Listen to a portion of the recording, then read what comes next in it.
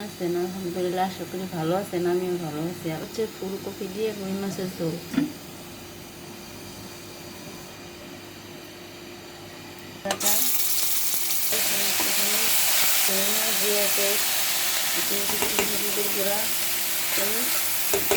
গুঁড়া লবণ, এতে কিছুটা আলু অ্যাড করেছি। এরপর দিয়ে দিচ্ছি আলুগুলা। কিছুক্ষণ আমি কষিয়ে নেবো। এখানে আমার আলু কষিয়ে নেব।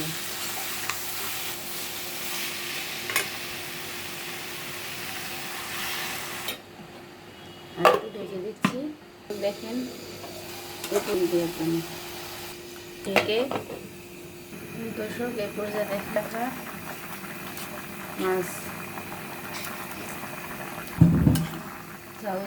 দিয়ে দিচ্ছি ধনিয়া পাতা। অবশ্যই চেষ্টা করবেন ধনিয়া পাতা দিতে। আসছে শীতকাল, ফুলকপি রুই মাছ। দেখেন আমার সে থাকবেন বিরিয়ানি।